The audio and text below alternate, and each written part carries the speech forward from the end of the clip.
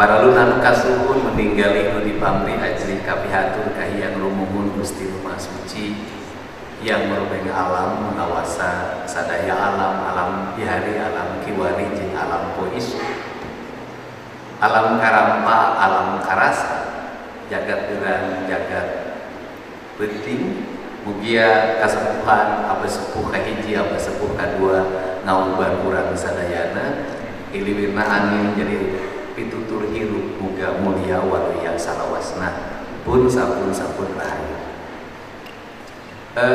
Dengar kalimat ini dianggap kalimat buhut, dianggap kalimat tidak bermakna, dan dianggap bukan kalimat filsafat karena kita terlalu terdogmatis oleh kerangka berpikir formalisme beragama dan kerangka berpikir formalisme akademik.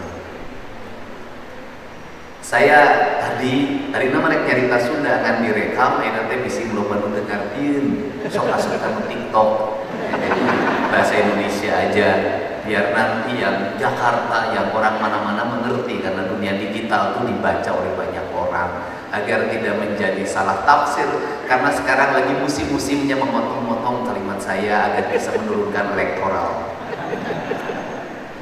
Pertama, para kasepuhan, kenapa saya nyebut abah sepuh kahiji, abah sepuh kadua? Karena dalam perspektif pandangan ilmuhis yang saya miliki, abah anom itu ketika jumeneng. Ketika sudah tidak ada, maka dia menjadi abah sepuh dan disepuh. Maka si Sultan Hamengkubuwono itu selalu Hamengkubuwono 1, 2, dan 3. Ini pandangan saya lebih memandang abah sepuh kahiji, abah sepuh kadua, abah sepuh katilu, abah sepuh kaopat. Apa yang disebut dengan abah sepuh adalah orang yang dituakan, orang yang disepuhkan. Negeri ini banyak pemimpin, negeri ini banyak birokrat, negeri ini banyak politisi, negeri ini banyak sarjana, profesor, doktor, insinyur, tetapi sulit yang disepuhkan, sulit yang dituakan. Perspektif ini ada dalam perspektif lingkungan, karena kita bicara manajemen. Apa sih yang menjadi problem Sunda hari ini? Dan Sunda itu bukan Jawa Barat. Jawa Barat itu kecil banget untuk disunahkan. Sunda itu sebuah nilai universal yang dia mengajarkan tentang hidup dan kehidupan. Maka saya akan memulainya. Saya kenapa nggak duduk di sini? Karena ini bukan tempat duduk saya. Dalam perspektif kebudayaan, itu kan orang-orang yang berkebudayaan yang kita kadang mengejek mereka, itu ada yang menyebut ini adalah Brahmana, ini adalah Sudra, ini adalah Waisa. Bagi saya ini adalah tempat duduknya Brahman, dan saya ini kategorinya adalah kesatria. Kalau kesatria sejajar dengan Brahmana itu berbahaya, karena orang Brahmana itu sudah punya kasta tersendiri. Kalau dalam era kerajaan Pajajaran disimpannya di altar, yaitu mereka yang sudah tidak lagi berpikir tentang kepentingan personality dia. Dia tidak butuh lagi cerita tentang makanan, dia tidak butuh lagi cerita tentang pakaian, dia tidak butuh lagi cerita tentang kendaraan, dia tidak butuh lagi cerita tentang kampus dan berbagai kebutuhannya. Karena apa? Karena ketika berjejer dengan kesatria, nanti satria memenuhi kebutuhannya, maka Brahmana digiring seiring dengan kepentingan satria, dan itu berbahaya. Betapa tidak seorang nilai-nilai akademis yang itu harus netral, itu harus nol, saya katakan nol bukan kosong, itu harus nol, maka dia didegradasi dengan bantuan komputer agar mengikuti keinginan Kemenang. Didegradasi dengan bantuan gedung kampus agar mengikuti keinginan pemimpinnya. Menurut saya ini sangat berbahaya ketika kaum Brahmana, orang-orang yang duduk dalam singgasana maupun mahfud tingkat tinggi, yaitu di alam ide, kalau kata Aristoteles, itu ada orang di alam ide, itu masuk dalam tingkat kebutuhan, sangat berbahaya. Sehingga saya menyampaikan, ini era pilkada, janganlah pernah pesantren-pesantren dan kampus-kampus menyatakan dukungan pada perseorangan, karena itu adalah kalimat-kalimat yang menyesatkan dan berbahaya. Karena suatu saat ketika negara dalam keadaan genting, negara tidak ada orang-orang yang netral, orang-orang yang bersih untuk meluruskan kepentingannya. Karena apa? Karena semua orang tidak akan pernah mengikuti. Jangan pernah dengar omongan dari Suryalaya, karena pendukungnya Deddy Mulyadi kan baik. Saya termasuk orang yang tidak pernah mau untuk meminta dukungan dari ulama. Kenapa? Ulama harus mendukung siapapun, mereka yang menjalankan titah-titah kebenaran sesuai dengan firman Allah. Mari kita luruskan diri ini ke arah yang lebih sempurna. Tidak boleh terlibat dalam partisan. Andai kata pun ada anaknya, ada cucunya yang ikut dalam berpolitik, sebaiknya ngomong begini, pekwai incu ama anak ama neangan pendukung sorangan ulama mawa ama marek nuturkeun saha wae, rek nuduhkeun ka saha wae asal jelema aya di jalan bener. Ini cara saya hari ini. Makanya kalau ciri-ciri pemilu itu gampang. Makin banyak orang datang ke pesantren, itulah akan menjelang pemilu. Dan di situ dijanjikan nanti akan dibangun gedung-gedung ini, dibangun gedung kini, bangunkan beda anggaran negara, nah kewajiban atau kita harus dihubungkan jeung dukungan jeung pilihan, nggak usah. Rada gaya orang ngomong. Nah, kemudian yang keduanya adalah saya ingin bercerita tentang sedih saya. Bagi saya, orang yang mungkin tidak terlibat dalam sebuah organisasi di Suryalaya, tetapi saya selalu memahami bahwa roh orang-orang saleh itu tidak akan pernah dibatasi oleh organisasi TIN. Roh itu tidak ada struktur jabatannya. Bagi saya, roh itu akan selalu dekat dengan orang-orang yang dalam dirinya ada kalbu yang terbuka untuk dihinggap. Saya kalau masuk TGN, air mata saya selalu jatuh. Kenapa? Karena tempat ini walaupun sederhana itu memancarkan aura spiritual, bukan aura ritual. Aura spiritual itu terpancar dan selalu masuk dalam relung hati saya, bahwa gerak balik ujang. Makanya sekalimat manajemen awal saya itu tadi adalah alam bihari, alam kiwari, alam poisu. Alam bihari, alam kiwari, alam poisu itu apa? Alam bihari, alam kiwari, alam poisu itu bagi saya itu adalah satu kesatuan alam, bukan alam yang terpisah. Karena itu satu kesatuan alam, maka setiap manusia itu dalam setiap waktu dia harus mendialogkan dirinya dengan alam birahi, alam bihari, bukan alam birahi. Karena saya tidak lagi birahi sekarang. Alam biharinya, bagaimana manusia tidak mendialogkan dengan alam biharinya? Dia tidak akan pernah bertemu dengan pemilik kebirahian. Dia akan bertemu dengan pemilik alam asalnya. Maka alam asal itu orang Sunda menyebutnya adalah mulih kajati mulang ka asal. Mulih kajati mulang ka asal itu selalu dimaknai sebuah kematian. Dalam perspektif saya adalah mulih kajati mulang ka asal adalah orang yang kembali pada jati dirinya. Siapa dia, lagi di mana dan akan kemana. Maka kemanapun dia pergi, dia tidak akan pernah jauh dari alam asalnya. Alam asal spiritual orang Sunda itu tidak akan terlepas dari alam asal spiritualnya Abah. Itu alam asalnya. Ari Abah teh saha? Eta mah jirimna.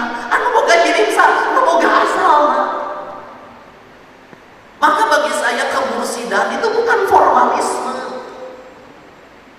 Bagi saya masuk ke dalam alam kemursidan itu bukan formalisme. Ketika kemursidan menjadi formalisme itu berbahaya. Banyak orang-orang yang menjadikan baju-baju kemursidan menjadi baju-baju untuk menutupi dirinya.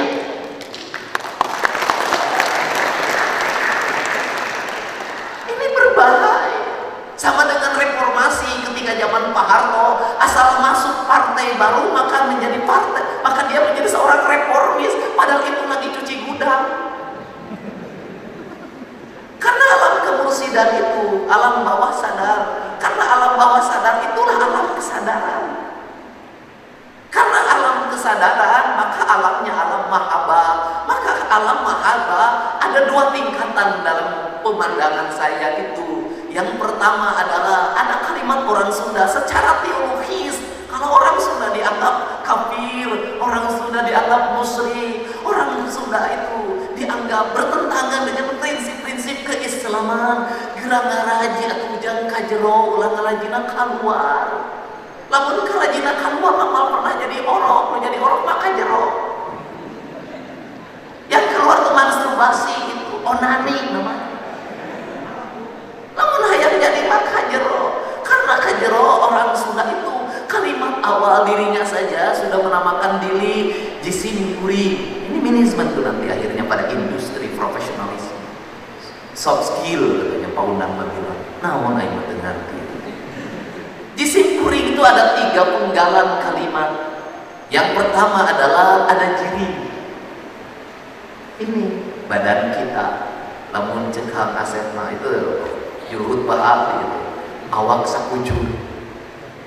Awak sakujur itu orang Sunda. Itu bayangin, nggak ada di bahasa Indonesia yang seperti ini. Di luhur sausap rambut, di handap sahibas dampang. Bayangin, meletakkan diri dalam kerangka kesucian diri. Bagaimana rambut? Sausap rambut. Kalau sausap rambut, ulang hece orang Sunda terbunuh manusia. Orang Sunda mah tadi titah geti baheula sudah masuk alam sadar. Apa geus alam kesadaran? Geus alam kesadaran mah geus tenempok, geus tengareng, rem sidak rem sinuku tunggal, tangan loro dadian tunggal, anak awas boten awas, anak ambung boten ambung. Arti ngait mana menta menekung ka rumah aku ngabrantang ka rumah kasamudas medi kaya widik. Rek naon? Kurang pakarek puasa 30 poe ge abdulna namun bilang. Sahur diumumkan, kudu make TV. Udang dihudangkan, kudu make speaker beli bareng, bener. Can kasadaran, udang geus dihudangkeun. Wah, poe ngaduan maghrib, buan anak, nah, buka di tarungguan.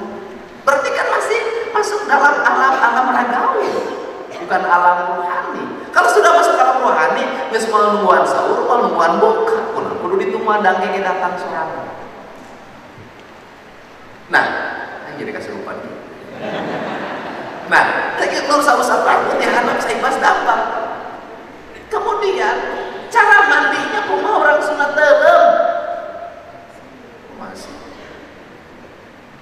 Teuleum, geus teu kudu diajarkeun deui.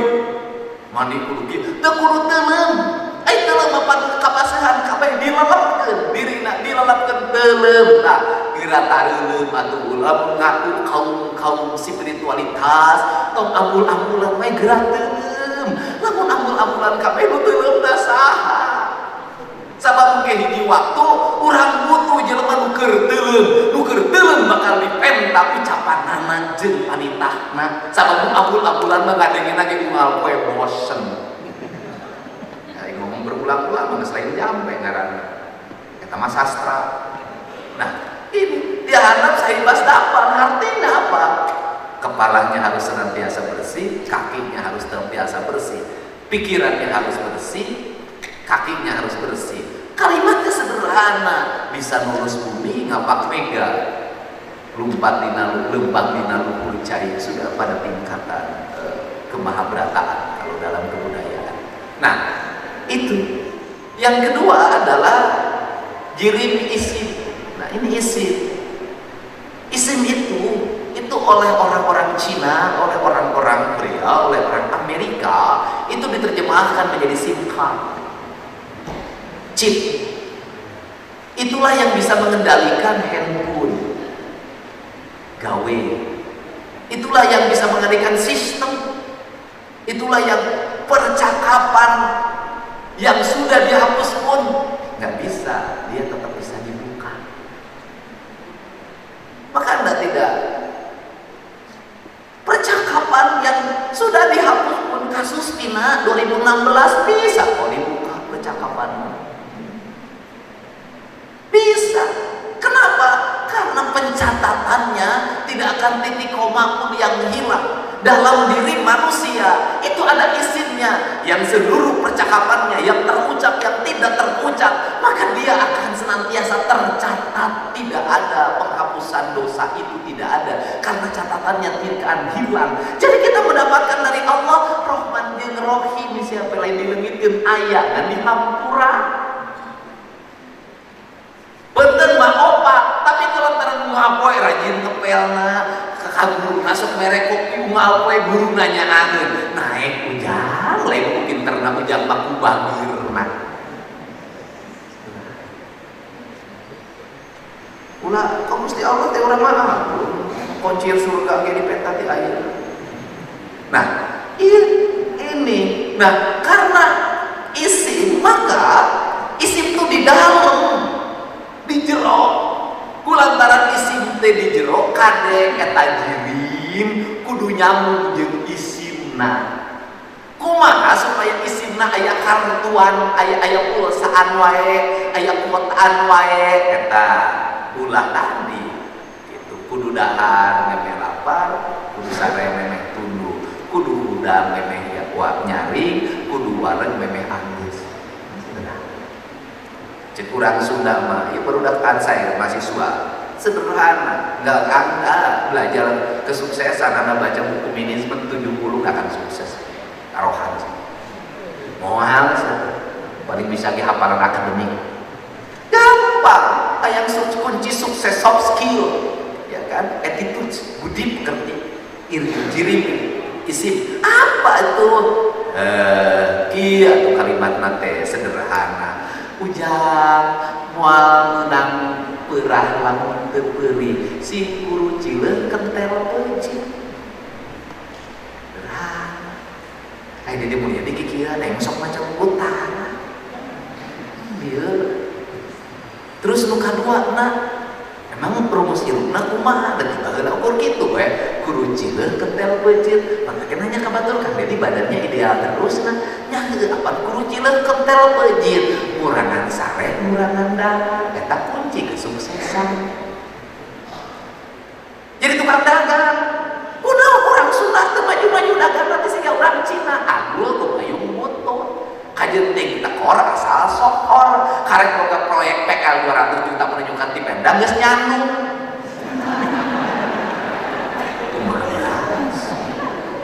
Karek boga pagawean 100-200 juta geus nganyuk mobil, motor geus diganti, gaya.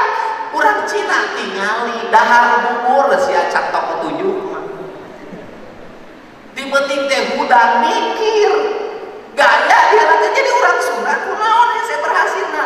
Robah graminismena abah kolot urang geus ngajarkeun eta heula sing keun asal keun tantu parem. Feminisme teh luhur asal keun gawean geus ulah ngomong gawean leutik jeung gede nu gede teh tilu leutik heula dimimitian tilu leutik heula kabeh perkara teh tilu leutik heula. Nah jarum dijieun ku Cina, seleting dijieun ku Cina, nu leutik wae dicopot ku Cina, ulah nyalahkeun Cina, da sia masuk nu leutik wae teu wani ngagawean, da hayang langsung nu gede ujug-ujug we hayang jadi anggota DPR RI kabupaten heula.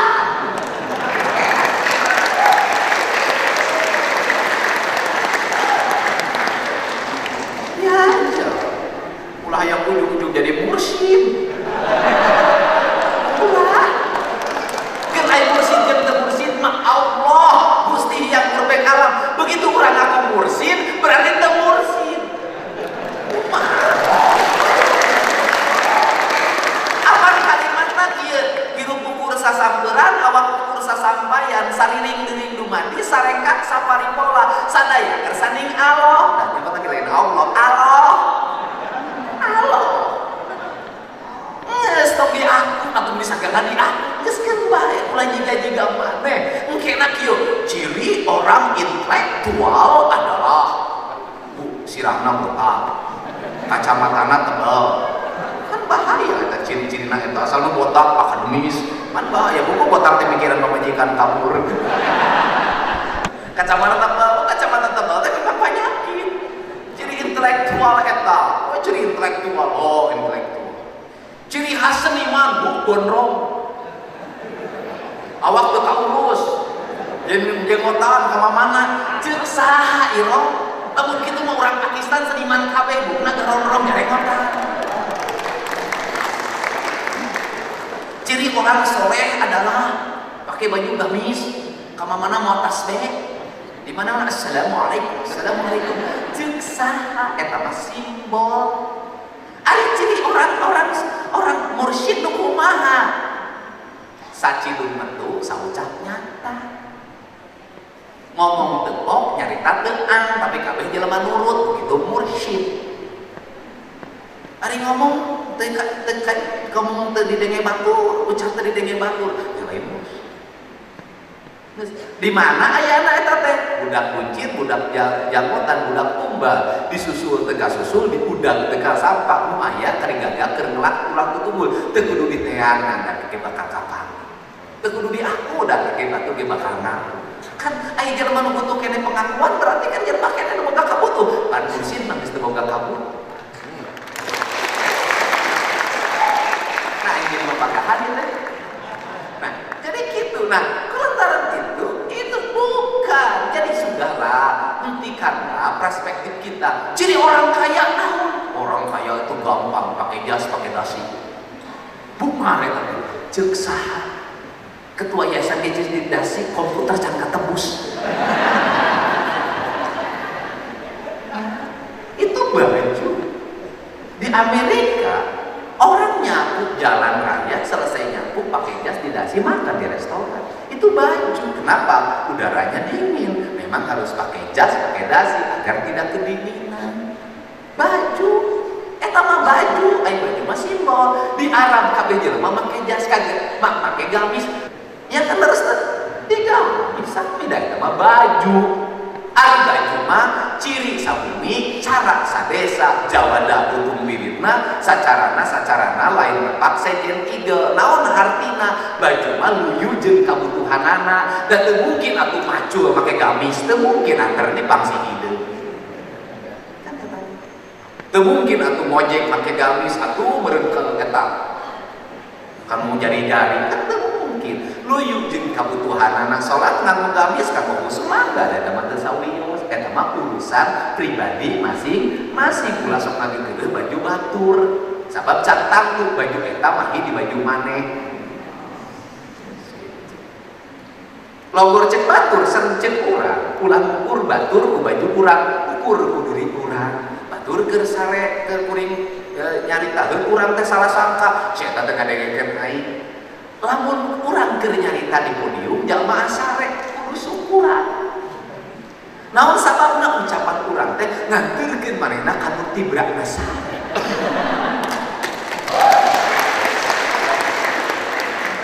Kalau urang teh hese bisa sare teh baleungan teh ka minum obat sare. Kitu. Nu kan dituna buah-buah peuting teh manehna teh kurang sare, nuan minumna geuning. Itu udahlah ulah salah sangka terus. Ibu badai barokah mah. Sawios. Nah, eta isim anu kuring, aya anu kuring mah anu kuring, anu boga kurung geus tong diaku-aku. Nah, jadi soft skill itu Abah TKN itu mengajarkan kemajuan. Kemajuan apa? Kemampuan kita, diragawi kita, dinilai akademis kita yang ikat ini, yang saling sebagai ikat, dinilai pikiran ini yang disebut dengan ilmu pengetahuan. Itu akan menjadi memiliki multi talent dimensi kalau memiliki rasa.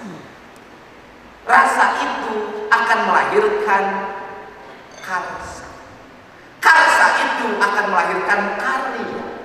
Maka seluruh karya itu berasal dari karsa. Seluruh karsa berasal dari rasa. Rasa jeung Abah disebut namana. Ari manah teh raja. Kulantaran raja nanti melahirkan apa? Melahirkan papat kalima pancer. Panon ku awasna, irung ku angseuna, ceulik ku danguna, letah ku ucapna. Lamun nyarita didengekeunana ku rasa, lamun nyarita didengekeun ku rasa katarimana ku jiwa. Lamun nyarita didengekeunana ku ceulik, ukur asup ti ceulik kenca, kaluar ti ceulik katuhu. Kulantaran ku rasa, bunga poe Abah ngajarkeun menekung apa arti dalam dunia industri, perangkat pertama yang harus disiapkan dalam diri kita adalah kemampuan rasa itu. Kemampuan rasa itu apa? Kemampuan rasa itu akan melahirkan keuletan. Sifat ulet itu akan melahirkan dua hal: tidak mudah putus asa dan tidak mudah jumawa. Tidak mudah putus asa untuk apa? Kalau dia menemukan kesulitan-kesulitan, karena kalau memasuki pada dunia karya, maka kita akan ada tantangan. Karena ada tantangan akan ada kesulitan. Karena ada kesulitan, seperti latihannya orang tua kita dulu mengajarkan, melatih memasukkan benang ke jarum. Itu pendidikan. Karena itu melatihkan benang ke jarum, maka orang Tasik mengajarkan pendidikan dasar bagi anak-anak untuk memasuki era industrialisasi. Itu adalah belajar memasukkan benang ke jarum, belajar menenun, belajar menyulam, laki-laki belajar nganyam. Nganyam itu apa? Maka dia merangkai alur bambu itu dalam rangkaian-rangkaian yang rumit, yang tersusun rapi, yang melahirkan nilai estetika spiritualitas. Saya selalu mengatakan bahwa anyaman bambu adalah gambar yang nilainya tiada tara, yang mengalahkan lukisan-lukisan besar, dan itu sesungguhnya spiritualitas. Maka rumah-rumah bambu itu adalah rumah-rumah spiritual. Karena itu rumah spiritual, maka julangnya, julang apa? Julang apa? Itu melambangkan rintang itu di 2/3 persegi. Maka di situ orang-orang yang memiliki spiritualitas tinggi itu pasti memilih rumah bambu sebagai rangkaian spiritualitas. Kenapa rumah bambu? Karena bambu adalah pohon spiritual. Sangkan paraning dumadi, kata orang Sunda, itu cuma nyurup karena bambu itu adalah gambar kehidupan yang sebenarnya. Bambu dalam sisi letak apapun adalah nilai estetika, dan bambu adalah puncak dari ekologi. Bambu adalah pusatnya ular kobra. Maka ular kobra lalu ada di rumpun bambu, karena di rumpun bambu ada pusatnya ekologi. Dan pohon yang mampu menjaga sumber air dengan baik adalah pohon bambu. Dan orang sudah melambangkan dirinya bukan pada perkakas pedang, bukan pada perkakas keris. Orang sudah melambangkan dirinya dalam sangkan paraning dumadinya itu pada congo nyurup. Karena ciri peradaban Sunda dilihat dari peradaban bambu. Kalau bambunya kuat, kebun bambunya masih di mana-mana, maka orang Sunda ada dari sisi Adam. Kalau kebun bambunya sudah hilang, maka peradaban Sunda dan orang Sunda sudah hilang dari peradaban zaman. Ini disangka mistik oleh orang ikut. Nah, ini maka dari sini cuma menyuruh, karena pujian di Sunda itu nggak ada pemenggalan ritual spiritual. Dia satu sosial, dia satu kesatuan. Itulah Allah mengajarkan la ilaha